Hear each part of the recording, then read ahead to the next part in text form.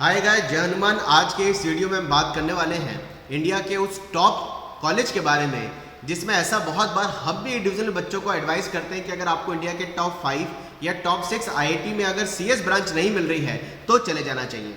हाँ गाइस, हम बात करने वाले हैं इंडिया के उस top college triple IT Hyderabad के आज एडमिशन प्रोसेस के बारे में, क्योंकि बहुत दिनों से बच्चों की क्वेरियोसिटी थी कि सर जेईई मेन का एग्जाम जो कि अब आज खत्म हो चुका है 29 जुलाई को, और 29 जुलाई को जब जेईई मेन का एग्जाम फिनिश हो चुका है तो जेईई मेन के दोनों अटेम्प्ट होने के बाद अब हम ट्रिपल आईटी हैदराबाद जैसे कॉलेज के बारे में जानना चाहते हैं। उसके लिए कब अप्लाई करेंगे, ये वैरायटीज ऑफ क्वेश्चन इस तरह के मेरे पास लगातार पिछले कई दिनों से आ रहे हैं। तो गाइस, सबसे पहले तो बात कर लेते हैं ट्रिपल आईटी हैदराबाद में।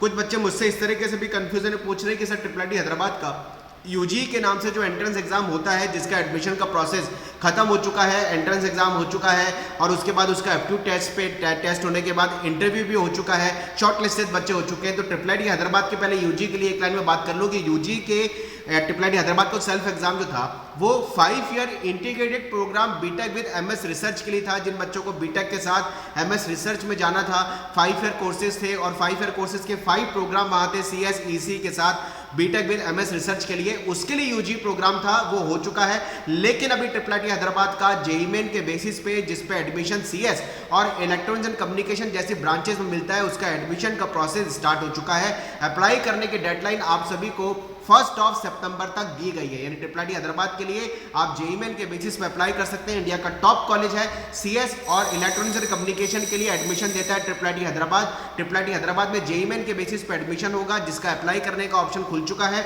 और अप्लाई करने की डेडलाइन 1 सितंबर है। सबसे पहले बात कर लेते हैं ट्रिपल आईटी हैदराबाद में सीएस के लिए जो टोटल मिलाकर के ब्रांचेस हैं। कंप्यूटर साइंस के लिए सीएस की ब्रांचेस की सीटें हैं वो 100 सीट हैं। इलेक्ट्रॉनिक्स एंड कम्युनिकेशन की 70 सीट है, यानी टोटल जेईई मेन के बेसिस पर सीएस और ईसी मिलाकर के 170 सीट के लिए ट्रिपल आईटी हैदराबाद में एडमिशन का प्रोसेस खुलेगा।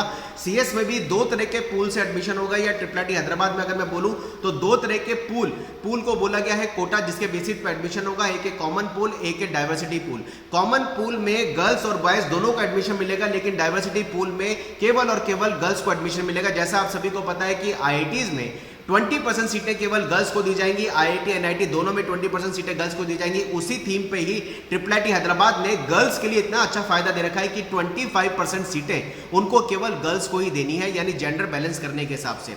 अगर मैं बात करूं कंप्यूटर साइंस की 100 सीटों में 75 सीटें जाएंगी कॉमन पूल पे और 25 सीटें जाएंगी डाइवर्सिटी पूल पे, जो केवल गर्ल्स को मिलेगी। इलेक्ट्रॉनिक्स एंड कम्युनिकेशन की 70 सीटें जो जेईई मेन के बेसिस मिलेगी, उसमें 52 सीटें कॉमन पूल पे जाएगी और 18 सीटें जो है डाइवर्सिटी पूल पे जाएगी, यानी सीएस और ईसी मिलाकर के 170 टोटल मिलाकर के सीटों में 127 पे गर्ल्स और बॉयज दोनों एडमिशन लेंगे। लेकिन 43 सीटें ऐसी हैं सीएस और ईसी मिलाकर जिसमें केवल और केवल गर्ल्स को एडमिशन मिलेगा।